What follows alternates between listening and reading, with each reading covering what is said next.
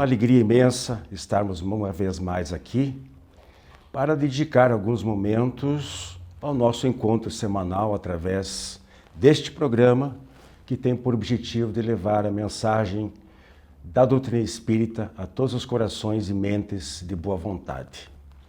Todos sabemos que a base de todas as religiões é a fé. A fé não se compra, não se transmite. A fé se adquire, se cultiva e se desenvolve. Que tal uma fé do tamanho do grão de mostarda? Pois é, Jesus afirmou que bastaria somente isso para removermos uma montanha de lugar. Claro que se trata de uma alegoria. Ainda assim, o que o mestre quis dizer exatamente com isso?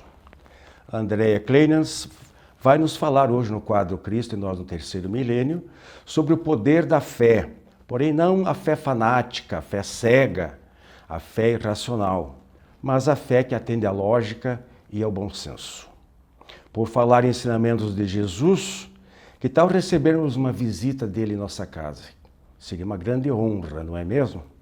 Vamos falar disso no quadro Nós e o Mundo, já a seguir.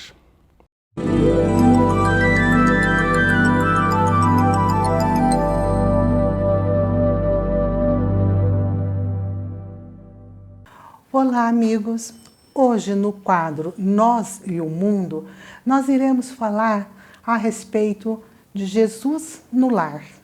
Eu sou a Maria Ana, estamos aqui com a Hilde, que vai também abrilhantar o nosso assunto.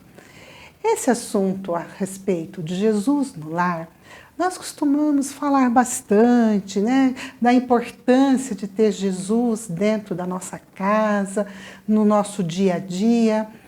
Então, Hilde, eu gostaria que você falasse para nós um pouquinho como que seria possível ter essa presença de Jesus no nosso lar.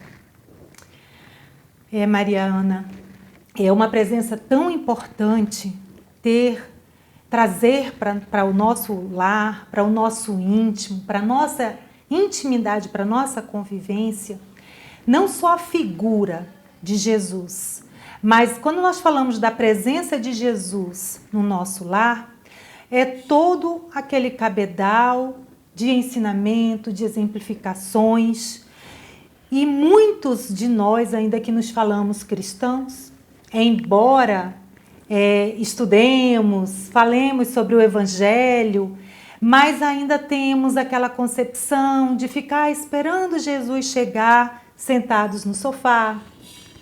Outras vezes fazemos as nossas preces quase que no automatismo, sem nem entender o que nós estamos fazendo, falando, agradecendo, ou se é um pedido, porque está no automático. Em outros momentos, o que nós fazemos, Mariana? É quase que uma barganha, tentamos barganhar. Fazemos promessas, ou queremos fazer uma troca, acreditando que vamos receber tudo por intermédio dos missionários, dos mensageiros de Jesus. Mas não queremos nos mexer sem fazer a nossa parte. Então ficamos aguardando que tudo vai acontecer, que é muito bom teorizar, estudar, mas nós necessitamos praticar. Precisamos sair dos nossos sofás, do conforto dos nossos momentos de lazer, que são importantes, mas para trazer Jesus para o nosso lar, para a nossa vivência diária, é necessário fazermos a nossa transformação, exercitarmos, seguir os seus exemplos, especialmente, Mariana, em nossas famílias, com nossas famílias, concorda? Concordo, porque nós sabemos que o lar ela é uma escola, a escola de almas. Nós nos reencontramos no lar e temos atritos, porque não é fácil. No dia a dia, nós temos as nossas preocupações, nós temos a nossa vida profissional, e tudo isso também interfere. Conviver é uma arte. Então, nós temos sempre que procurar o equilíbrio, o bom senso. Às vezes nós reclamamos demais daquele filho, daquele marido, daquela esposa, reclamamos demais do pai e da mãe, exigimos, né? Queremos perfeição de todos para que possamos ter, né, então, nesse lar, essa tal, né, almejada, né, harmonia e paz. Sabemos que para isso é uma conquista diária. Sim. Né? Cada um cedendo, respeitando o espaço do outro. Nada de grandes exigências, cobranças excessivas. Né? Então, tudo isso, quando nós, né, temos essa consciência, nós iremos abrir esse espaço para que Jesus possa vir para o nosso lar.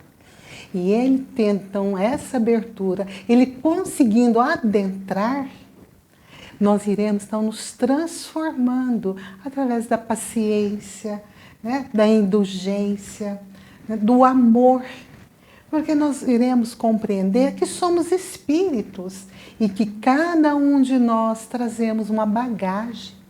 Sim. E que estamos aqui para evoluirmos. Então, quando você trouxe a questão dessa barganha, é muito comum mesmo, né? Nós vamos lá e pedimos, meu Deus, né, me ajude, porque eu prometo, né, que eu faço isso ou aquilo, ou vou deixar de fazer aquilo outro. Mas esquecemos do mais importante, é o se olhar, é a modificação, não é, Hilde? Como você falou, Mariana, o lar é essa escola das almas, onde a sabedoria divina nos propicia aprender sem tantas cobranças, sem exigir tanto, como você falou, dos outros, mas no dia a dia, ali nós aprendemos a ser nobres para o mundo, alegres e fortes para a vida. Por isso, da necessidade, da importância, da excelência de trazermos Jesus para nossas vidas, para que nós possamos nos desvencilhar, nos libertar das amarras do passado infeliz e construir a paz de forma alegre. A partir deste momento que nós instituímos em nossos lares a convivência cotidianamente com Jesus. Com certeza, né? Tem até um dizer da Madre Teresa de Calcutá, que uma pessoa chega até ela e pergunta assim, Madre, como que eu posso colaborar com a paz mundial? E ela simplesmente olha para ele e fala, vá para a sua casa e ame os seus familiares. Daí a paz. É o essencial, né, Mariana? Acreditamos que a partir dessa rocha que solidifica o nosso caminhar, que é o amor, essa força propulsora do universo, como nós falamos, tudo se torna mais, digamos assim, não é que as coisas sejam fáceis, mas se nós embasarmos no amor, as problemáticas, as dificuldades do dia a dia, elas se tornam mais fáceis de ser solucionadas, porque o nosso olhar com Jesus se modifica. Com certeza, né? Vinde a mim todos que estão oprimidos, né? O meu fardo é leve, não é isso? E o meu jugo é suave. Então, se nós temos Jesus dentro do nosso lar, as dificuldades vão continuar, mas elas serão sustentadas pelo amor de Jesus com todos nós. É só lembrar, não é, Mariana? Jesus é o mestre guia, é o nosso Senhor. E o Evangelho é o nosso GPS, podemos dizer assim. Com certeza. Nós temos um roteiro de vida. Agora, basta que nós queiramos seguir esse roteiro, acompanhar os passos deste modelo, deste guia da humanidade, do nosso Mestre e Senhor, Jesus o Cristo, trazendo para os nossos lares, para a nossa convivência, como muito bem falou a Mariana, com os nossos pares. nossos familiares, nossos amigos, no nosso trabalho, os exemplos e naquele momento mais árduo, sempre nos perguntarmos como Jesus se comportaria, qual conselho Jesus daria. Ah, mas eu não sou Jesus, nós estamos muito distantes.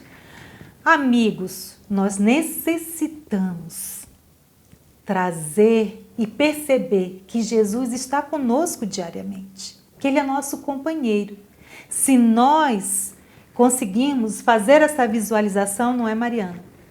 Será providenciado toda a assessoria, todo o amparo que nós necessitamos, desde que nós façamos a nossa parte. É isso, Mariana? Com certeza. E nós temos que começar, né? Então, vamos aí, a hora é essa. Vamos aproveitar. É isso aí, queridos amigos, que Jesus esteja nos nossos lares todos os dias. Uma excelente e abençoada semana a todos.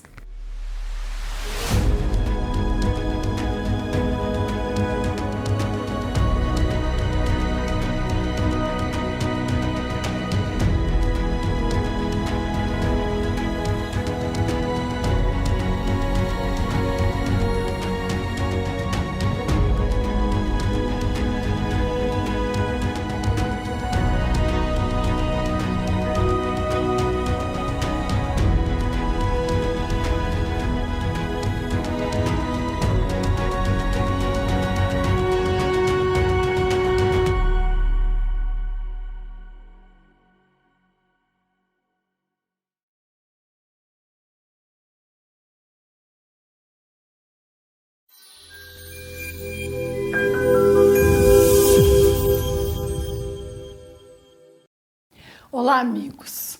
No Fonte Allan Kardec de hoje, nós vamos lembrar um tema que já foi tratado aqui, mas que nessa fase de crise, de desorientação, de tantos desencarnes, de problemas econômicos, né, agravados pelas circunstâncias do nosso mundo atual, ainda é muito atual. Trata-se do suicídio e da loucura. No Evangelho segundo o Espiritismo, o Espírito de Verdade, os Espíritos superiores, orientando a obra codificada por Kardec, nos alertam que o suicídio com frequência é causado pela falta de sentimento religioso, pela falta de sentimento da finalidade da vida. Nos alertam que a educação religiosa, desde a primeira infância, a ideia de que nós temos um poder superior controlando a nossa vida, a confiança de que há uma finalidade útil em enfrentarmos os sofrimentos e em não abandonarmos a luta, e principalmente a certeza de que toda dor é transitória, vai passar e nós vamos adquirir as experiências necessárias que a submissão a ela visa nos proporcionar, sem nos tirar o direito e até o dever de buscarmos melhorar de todas as formas lícitas possíveis ao nosso alcance a situação em que estamos. Então, a crença numa vida superior, o conhecimento da finalidade da vida, a certeza de que Deus nos criou imortais, capazes de crescer, capazes de amar, e que os reveses que nos atingem são transitórios e têm uma finalidade útil no nosso crescimento espiritual, essa certeza, esse conhecimento nos dão a maior salvaguarda possível contra a ideia do suicídio, contra a ideia do desgosto da vida, contra a covardia moral de desistirmos da luta antes da hora. Se nós pudermos colaborar de alguma forma para a prevenção ao suicídio, as palavras da doutrina espírita, as orientações de psicólogos, o conhecimento científico atual podem vir em nosso auxílio. De que forma? Em primeiro lugar, nos alertando de que a falta de formação religiosa e de preparação para as decepções necessárias que a vida de todas as criaturas um dia traz, elas enfraquecem a personalidade dos nossos filhos, das nossas mesmo, e nos tornam mais frágeis ante as lutas necessárias. o aperfeiçoamento espiritual, que é a finalidade dessa vida, não se improvisa. Se nós cuidamos de proporcionar àqueles que nos são confiados por Deus as melhores escolas que estão ao nosso alcance, a formação bilíngue quando é possível, a alimentação adequada que esteja ao alcance da nossa bolsa, certamente não podemos descuidar da sua formação pessoal. E a prevenção ao suicídio começa na educação dos nossos filhos, para a finalidade da vida, para a responsabilidade pessoal, para o culto ao trabalho, para a certeza de que são amados e que Deus também os ama. Portanto, mesmo que nós venhamos a faltar, eles não estão sozinhos nem desprotegidos. A sensação da solidão, de que a pessoa está sozinha na luta e que não há mais solução para o seu problema, é que frequentemente leva tantos jovens, tantos idosos a desistirem da vida carnal sem que com isso consigam solucionar o seu problema. As comunicações dos espíritos nos dão conta de que há duas consequências inevitáveis ao suicídio, embora elas sejam sempre proporcionais à consciência, ao conhecimento de cada um, à possibilidade de ter soluções justas. A primeira delas é o agravamento da situação. A situação espiritual do suicida é sempre muito dolorosa. E as reencarnações necessárias para que ele volte ao patamar no qual já achou suficientemente difícil não desistir da luta, só são agravadas. E a outra consequência inevitável é o desapontamento, a frustração, porque a vida não acaba. A grande vantagem é que podemos auxiliar aqueles que tiveram esse gesto de covardia, de abandono ou de inconsciência, rezando por ele, rezando por eles, continuando a amá-los, sem nos prendermos, sem atraí-los pela nossa lembrança e trabalhando em benefício de outros que precisam de nós, para que continuem a viver confiantes em Deus, plenos de responsabilidade e alegria. Muita paz. Jornal Comunicação Espírita. Nesta edição, conexões físicas entre nós e Deus. O meu, o seu, o nosso karma. No editorial, Nossos Natais Pós-Pandemia. O ponto de Deus no cérebro humano e muito mais. Jornal Comunicação Espírita. Assine e recomende.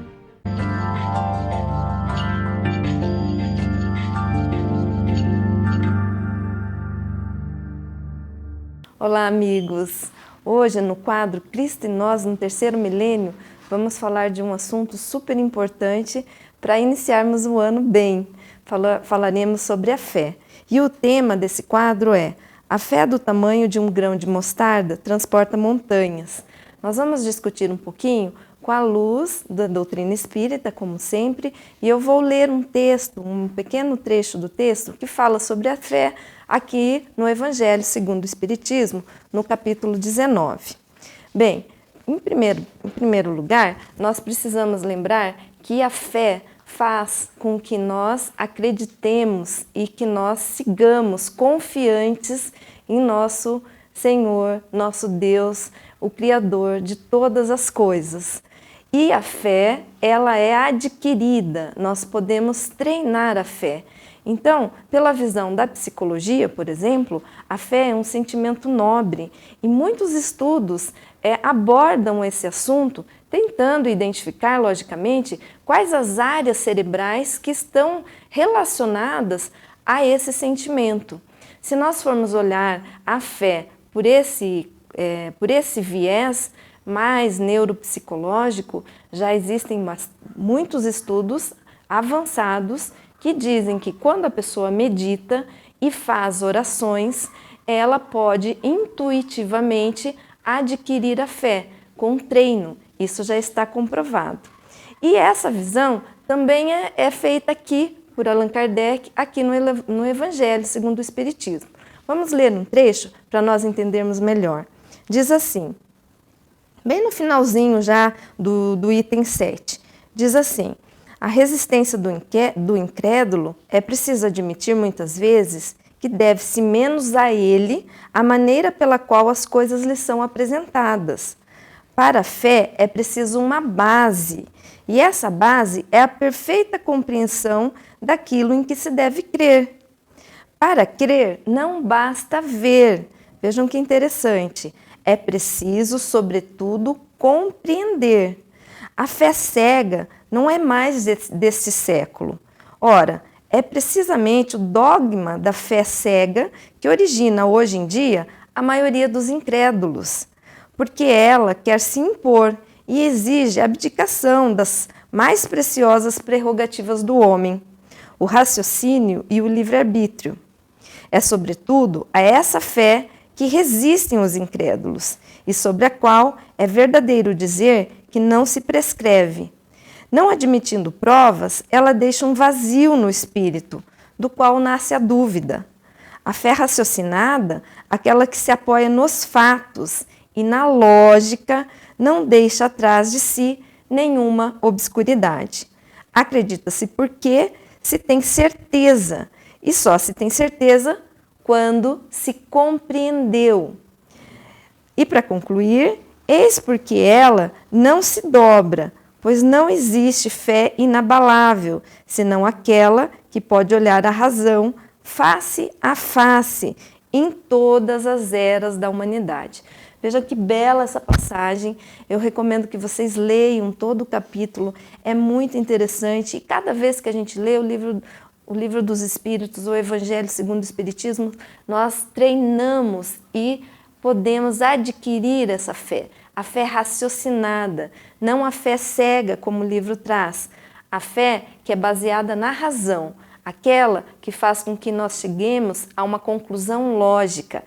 Essa parte bate perfeitamente com os estudos anteriores que eu havia comentado.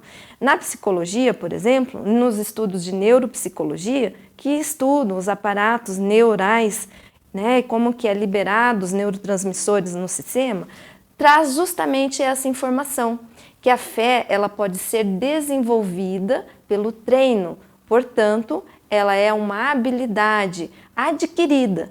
Então, desde pequenos, quando convivemos com uma família que faz orações, que acredita, né, e que tem o hábito da meditação, por exemplo, ou as leituras edificantes, ou a religião que aquela família siga, aquela criança vai treinando esse olhar para esse mundo maravilhoso que é do sentimento da fé.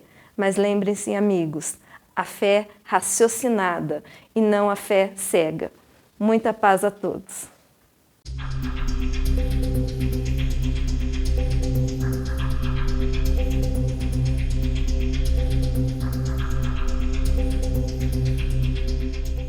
Razões dos fatos de hoje, nós vamos filosofar um pouquinho. Podemos apresentar perguntas diferentes para uma mesma resposta. Por exemplo, por que podemos e devemos ver a presença de Deus nas outras pessoas? Ou por que somos todos irmãos e devemos sentir e praticar a fraternidade? Vamos às razões ou aos fatos. Sabemos que Deus é onipresente, portanto está em todos os lugares. Está agora aí na sua casa e também na casa do seu vizinho. Está aqui no estúdio e do outro lado da cidade e do outro lado do mundo, na nossa galáxia como um todo e em todas as galáxias do universo. Ele está em toda parte, em cada ser vivo, em cada planta, em cada animal, dos grandes mamíferos aos pequenos insetos, e também em cada objeto inanimado. E como exatamente Deus faz isto? Como Ele pode estar em nós?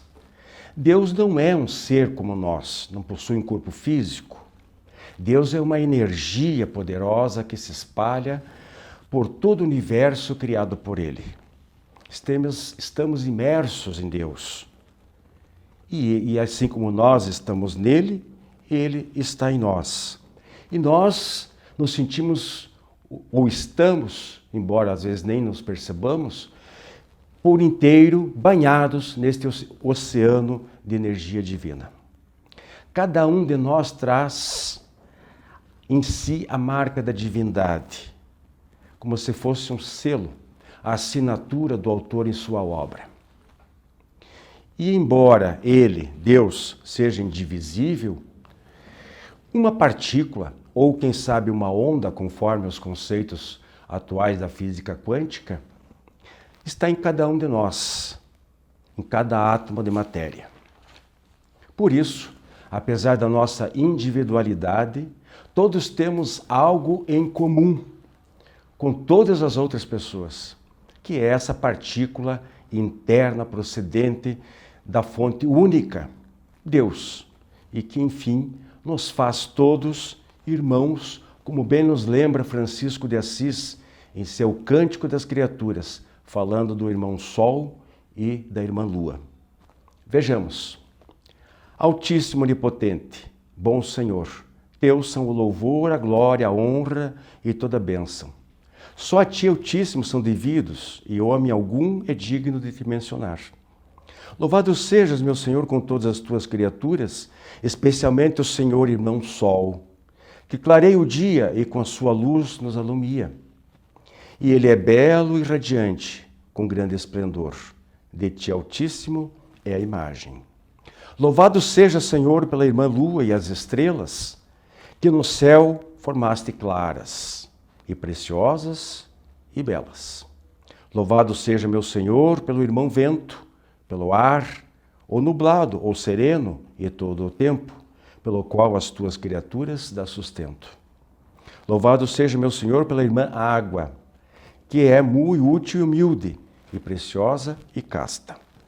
Louvado seja, meu Senhor, pelo irmão Fogo, pelo qual iluminas a noite, e ele é belo e jucundo, e vigoroso e forte.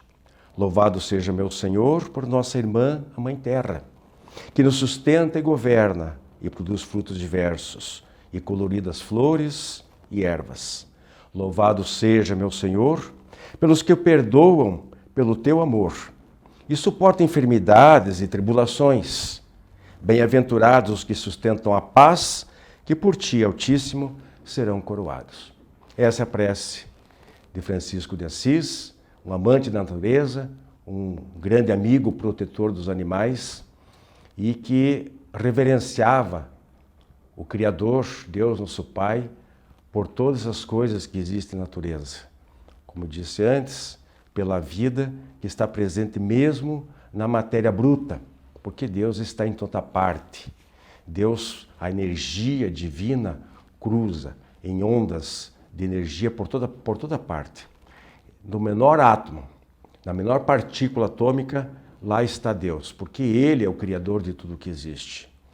Então, para nós fica esse consolo de nos entendermos que fazemos parte do universo, somos parte integrante, somos pequeninos, uma partícula dessa, uma pequena onda, mas existimos, somos reais, porque Deus nos criou e nos deu a imortalidade. E por isso também que todos nós somos irmãos e devemos nos respeitar como irmãos, nos amar como irmãos. Então, quando se fala da palavra fraternidade, não é uma palavra vã. Fraterno quer dizer irmãos. Todos realmente somos irmãos com as nossas diferenças, com as nossas peculiaridades.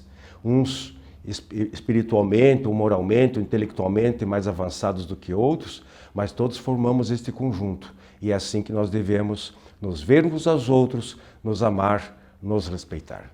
Muita paz a todos.